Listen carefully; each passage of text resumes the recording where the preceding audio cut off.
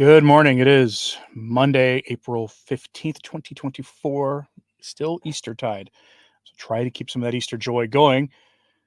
Unfortunately, I don't have happy news for you this morning. I rarely do, though. Today, we're going to talk about a story that broke in the secular media regarding Catholic things, and then go a little deeper than what the secular media is reporting. In Buffalo, New York, one Bishop Fisher has really upset the laity in his diocese, to the point where they're now writing to Francis asking for Francis to remove the bishop. That's probably not going to happen. In fact, I would be utterly shocked if that happened. And the reason I don't think that's going to happen is because Bishop Fisher is doing exactly what he has been asked to do, which is he's continuing the auto demolition of the Catholic Church. That's what he's doing. He is continuing in the work that the logical consequences of allowing James Martin types and Ted McCarrick types into the priesthood, what the consequences of that are. Most of us are living through that, depending on how bad things were in your particular diocese.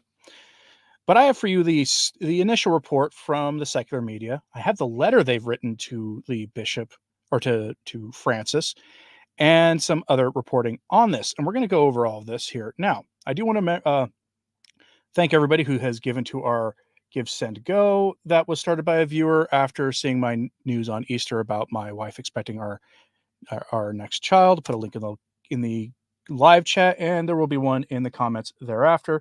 If you would like to participate in that, it is greatly appreciated. Now, let's move on to first the secular story, which comes to us from WIVB4 News, which gives us this headline: Group of Buffalo Catholics ask Pope Francis to remove Bishop Michael Fisher. Now, you might think, that could happen, right? Well, maybe. You see, this is a fairly widespread problem in the church, where you have dioceses. At the crux of this is the liquidation of church assets to pay for the evils done by priests with the full knowledge of their bishops. But this goes much further than this, because this article we'll go over the whole thing. It's not long. It doesn't give you anything about how this got so bad. Buffalo was one of the worst dioceses in the United States for the Ted McCarrick problem. To put it mildly, this is one of the very worst places in the country for this. And it was bishop after bishop after bishop. And it turned out that Buffalo is also one of the hotbeds of the James Martin type priests in the church. And those two things, men cut from the same cloth as James Martin and men cut from the same cloth as Ted McCarrick, the overlap, if you were to do a Venn diagram, the overlap between them would be enormous. It's not a coincidence that the more Martin type priests you have in a diocese, the more McCarrick kind of problems you have. They go hand in hand. So it's almost as if Scripture is right, that the sin that James Martin advocates for is one that truly cries out to heaven for justice. Let's go to this article. A group of Buffalo faithful says Bishop Michael Fisher is failing his flock, and they're calling on the Pope to have him removed. In a letter penned to Pope Francis, they claim since Fisher's appointment, adverse long-term and irreparable harm has come to the local Catholic community.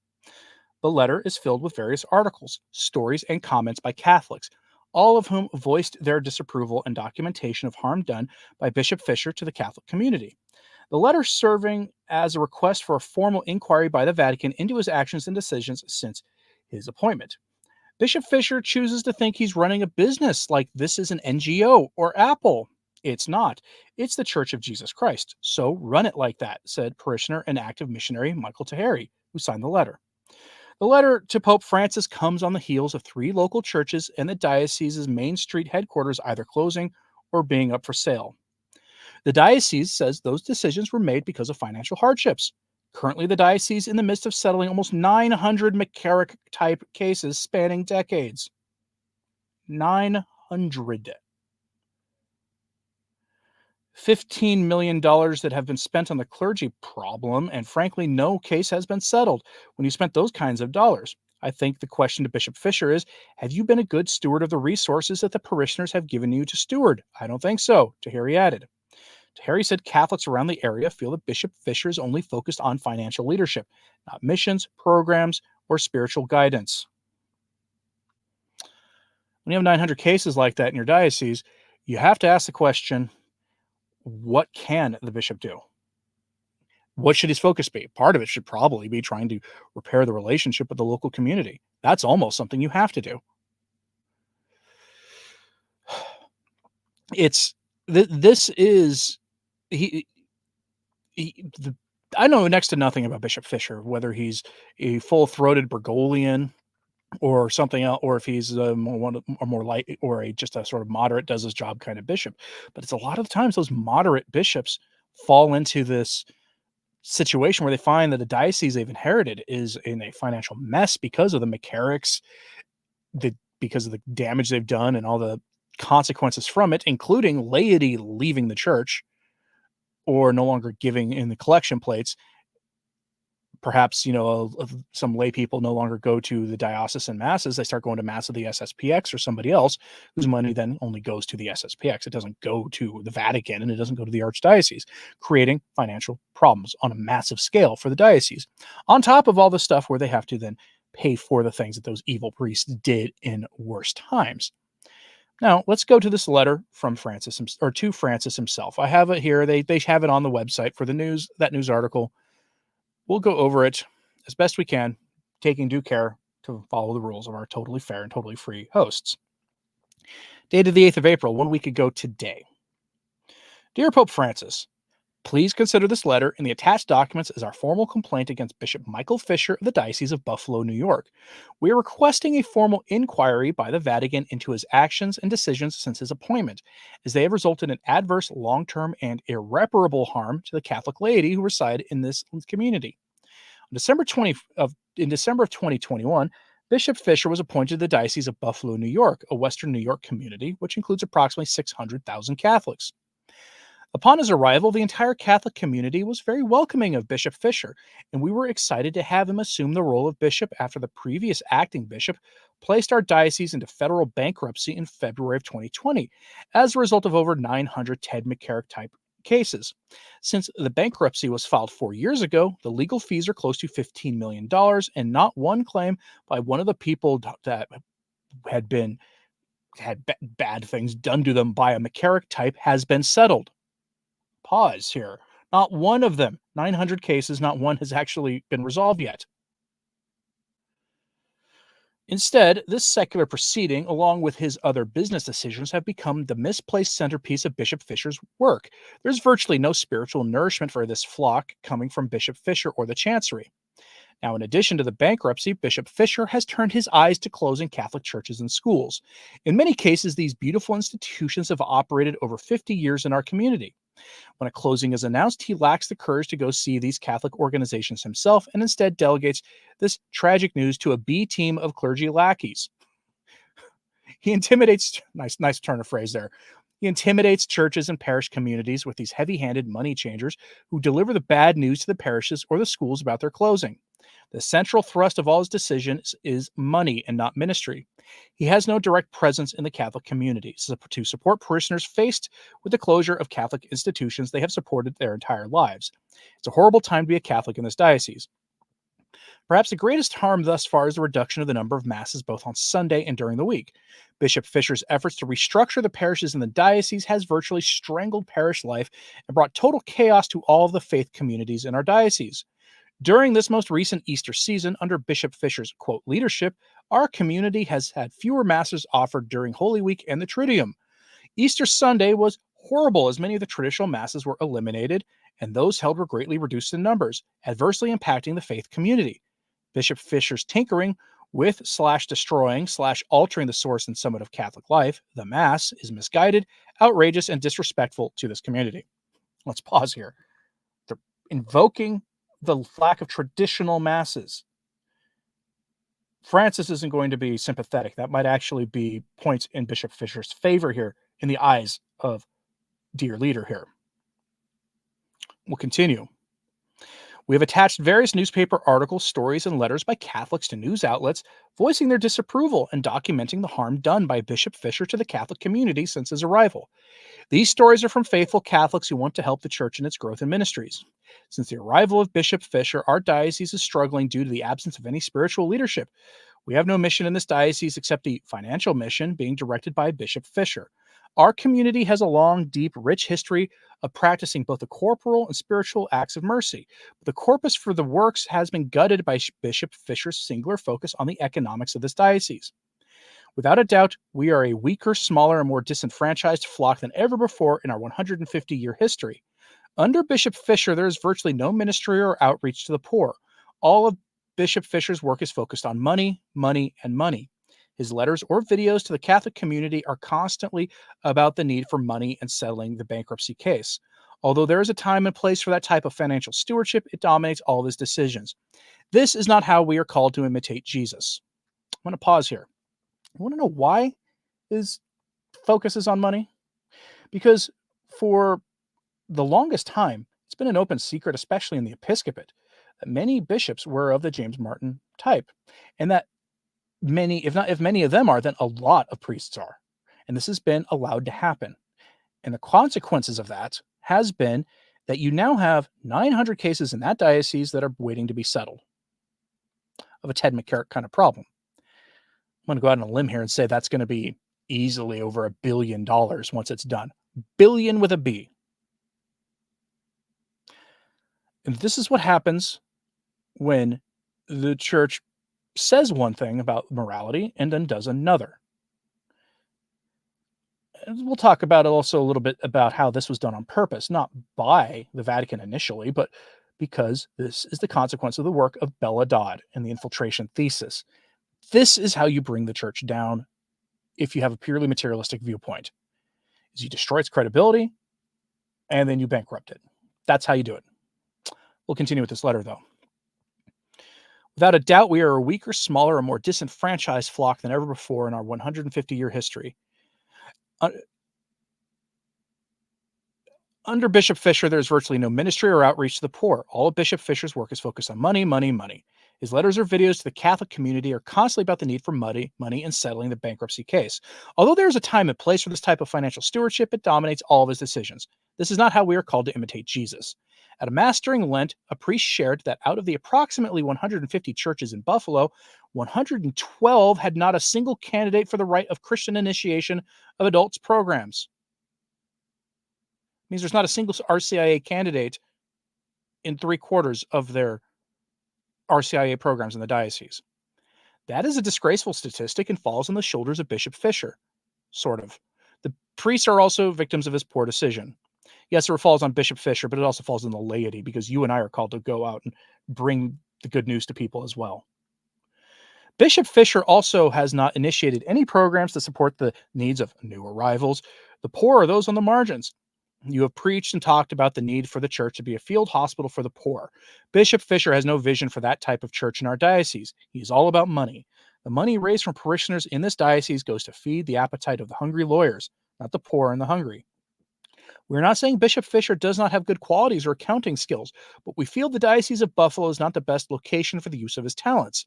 Instead, we would propose that Bishop Fisher be removed and sent to a position where his talents, skills, and concerns about finances can be put to better use. Our diocese needs a bishop who is merciful and walks with his flock in good times and bad.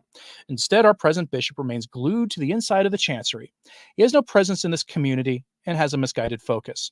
We trust in God and that you will take our submission seriously and authorize an official inquiry into Bishop Fisher and the harm he has caused the Diocese of Buffalo.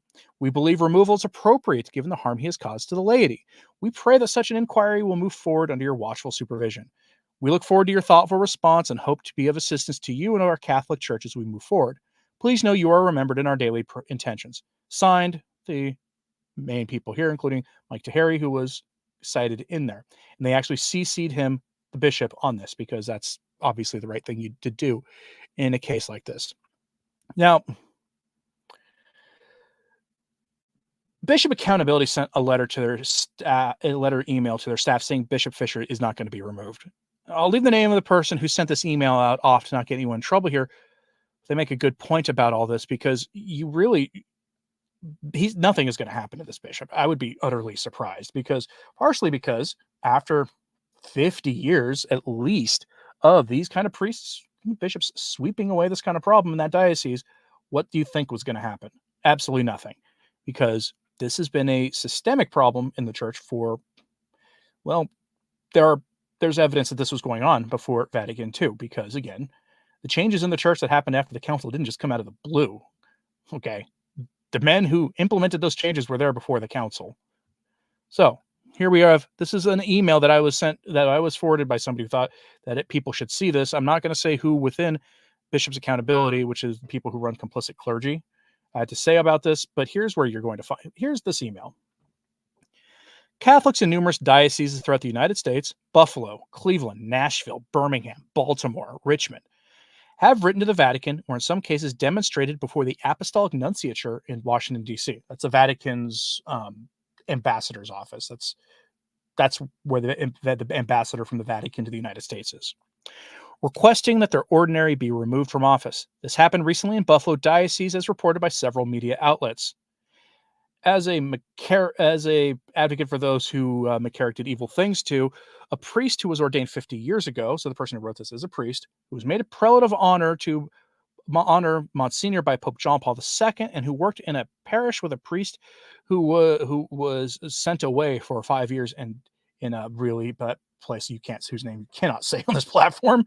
It is my opinion that appealing these cases to Pope Francis or to Vatican officials like Cardinal Victor Manuel Fernandez is like asking that guy or his henchmen for help after his servants had taken your family off to the really bad places you can't talk about on this platform.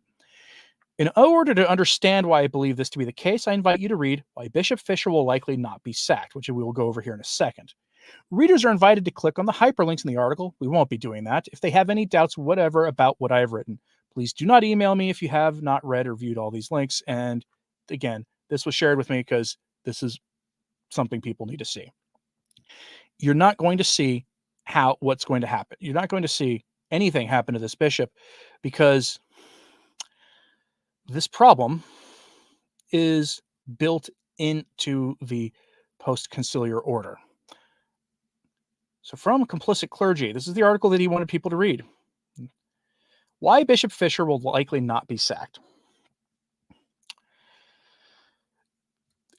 We're diving now deep into the 2003 problem, what I usually call the Ted McCarrick problem, because as it turned out, men like him were so well known in Rome for their problems and were still allowed to persist under every pope, including the ones you probably like in the aftermath of Vatican II, that there has been demonstrated unwillingness to do anything about this. And as a video I have in the works for you for later in the week shows you, this is actually built into canon law. Okay. A canon law actually treats men of a McCarrick sort of nature better than a bishop like Strickland, who said mean things about the sitting pontiff. Notice how quickly they got rid of Strickland, who did, in my mind, nothing wrong.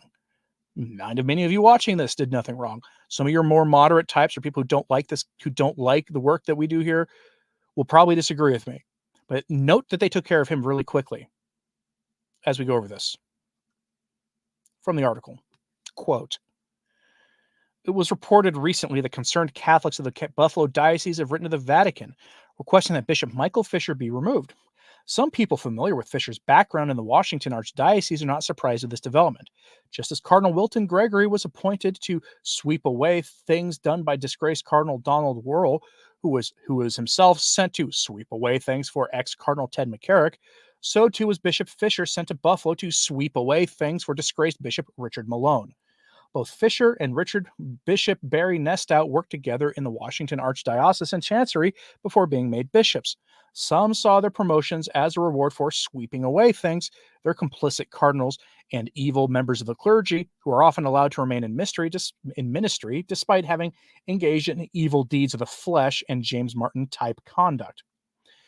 Just as Fisher never restored Father Rizard Biernet to ministry after he was unjustly suspended by Bishop Malone for reporting his sweeping away of evil deeds by priests to the media, so too did Nestout remove Father Mark White in Richmond for publishing a blog critical of the Ted McCarrick problem and the sweeping away therein by church leaders. Bishop Cardinal Wilton Gregory, who was in office when Fisher was appointed to Buffalo, is currently seeking to dismiss Ted McCarrick was someone who exposed Ted McCarrick problems, Father Michael Brees, just like Malone got rid of Biernet and Nestout suspended White.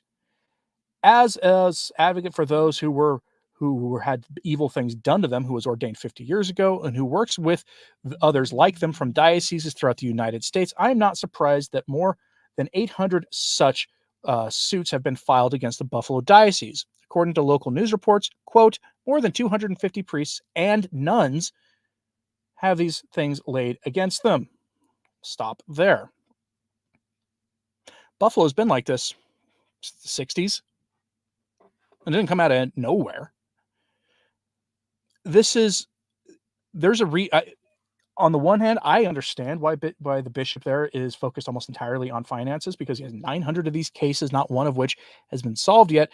They've already in the hole $15 million, and each one of those cases is going to cost him at least $1 million, probably more. On average, that's what they're going to cost them. You're looking at $1 billion payout. That doesn't make it right, what he's doing, but at least I understand how this has happened. Now, the article continues telling us that the local authorities even deferred to the diocese, again, secular authorities, when these cases were brought to them, which seems outrageous to us now. But remember something. Once upon a time, the Catholic Church had moral authority in the eyes of at least the secular authorities. It used to have that authority. That was destroyed by the work of Bella Dodd and people like her. They put men morally unfit to be priests into seminaries. She explicitly said they were men of a James Martin persuasion, and then later admitted that many of these men became bishops later on, and even cardinals. Cardinals, okay? Not just Bella Dodd either, since she was absolutely not operating alone.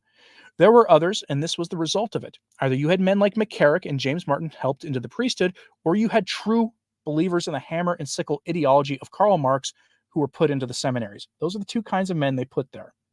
This on top of the already existing problems with groups like the Jesuits and a few others that were already well documented in the late 19th century. There were hotbeds of modernism at the time they were putting these men in there. Do you see how this is a witch's brew of absolute catastrophe for the church?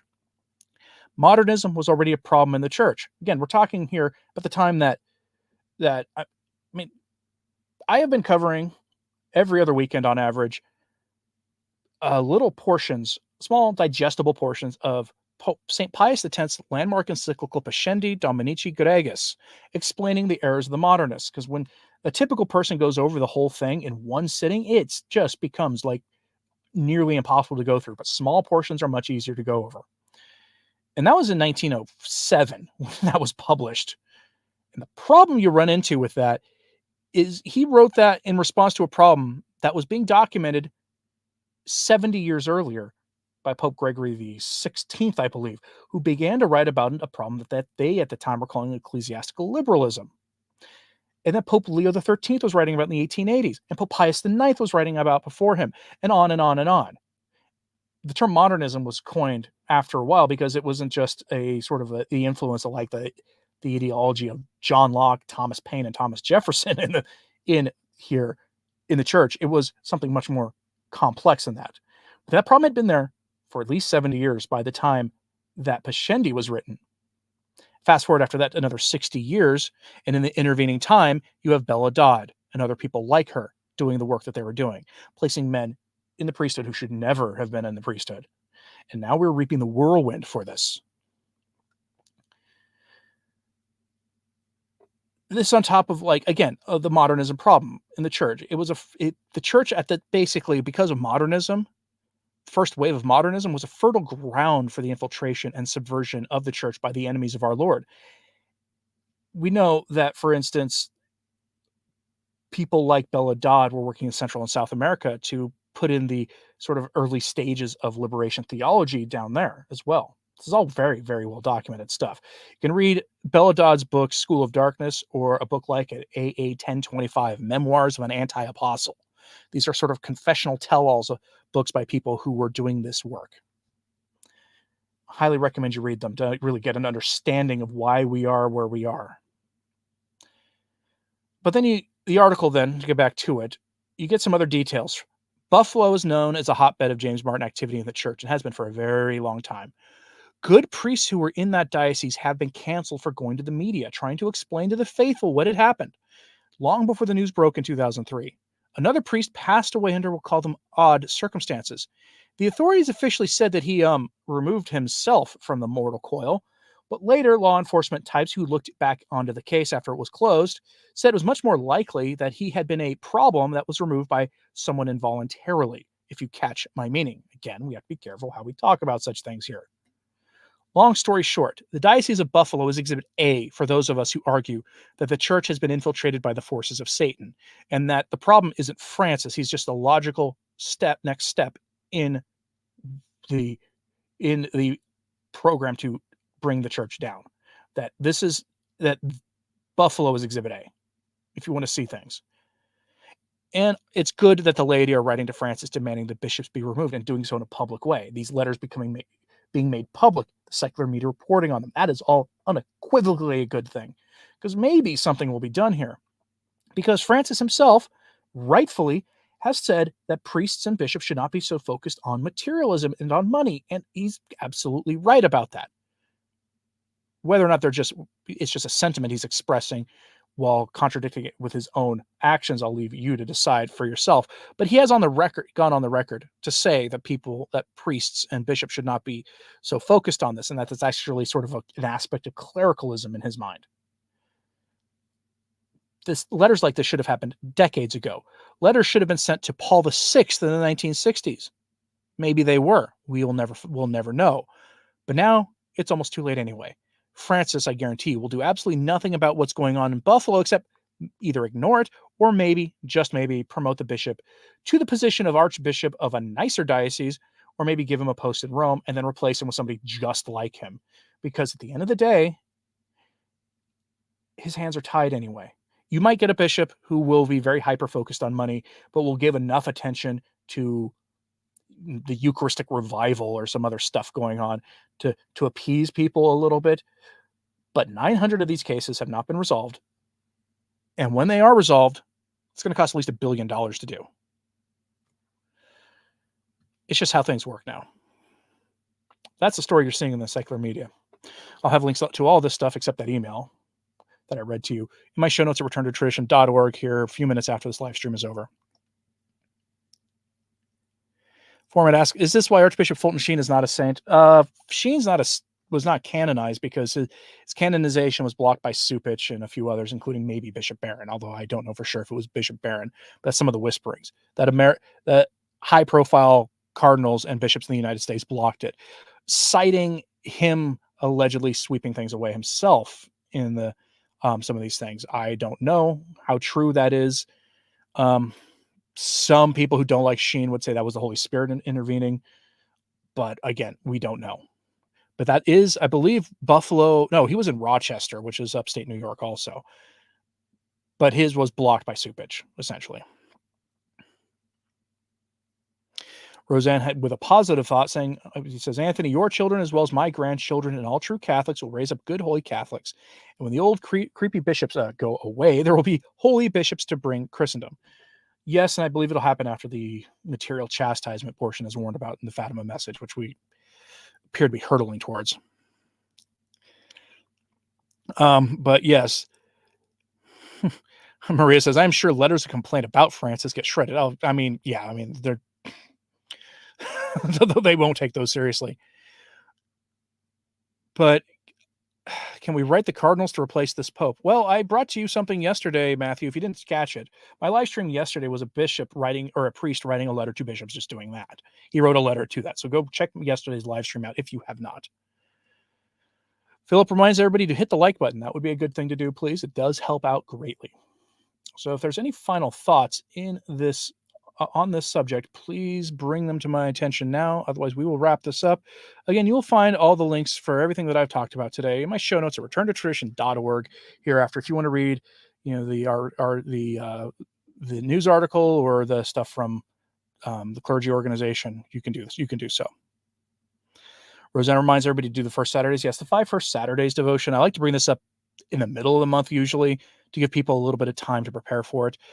But Sister Lucia reminds us that heaven demanded from the laity, not just the consecration of a certain country done by the Pope in the release of the Third Secret of Fatima, but the laity are to keep the 5 first Saturdays devotion, which involves going to confession and receiving the Eucharist within 8 days of going to Mass on the first Saturday. And again, I recommend not going to just a vigil Mass, but actually finding a Mass dedicated to the 5 first Saturdays devotion, which there are out there. Your best bet to find them is a traditional parish, because they're usually the ones who do this, but there are some Novus Ordo parishes that do it too. They'll be earlier in the day, and you then spend time meditating on the mysteries, one of the mysteries of the Rosary, for 15 minutes afterwards, and you do it all with the intention of making reparation for the sins, for these explicit sins associated with 5 First Saturdays devotion, which have to do with Our Lady. Everybody needs to do it 5 consecutive First Saturdays. Do it at least once, meaning you complete it once. Miriam is asking for prayers. I need them, so thank you. We will do so, Miriam. Joe Trander says, I thought it was bad when Portland had to settle for $75 million. Portland was another place that was really bad, and they got a good bishop out of it. I mean, Archbishop Sample, no, but I never hear anybody complain about, really, anybody in our sphere of things. He tends to quietly do his job while still trying to clean up the mess there. But I'm from Portland. I have nothing negative to say about Archbishop Sample.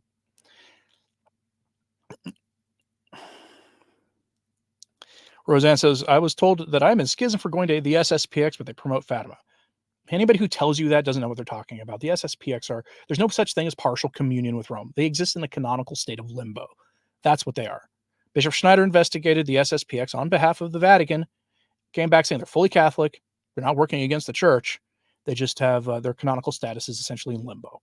And that is something for the hierarchy of the church and the bishops of the SSPX to work out amongst themselves. All right, thanks again, folks, for tuning in. And again, check out that Give, Send, Go campaign that was started by a viewer right after my personal news on Easter. And as always, pray for the church. I'm Anthony Stine. Ave Maria.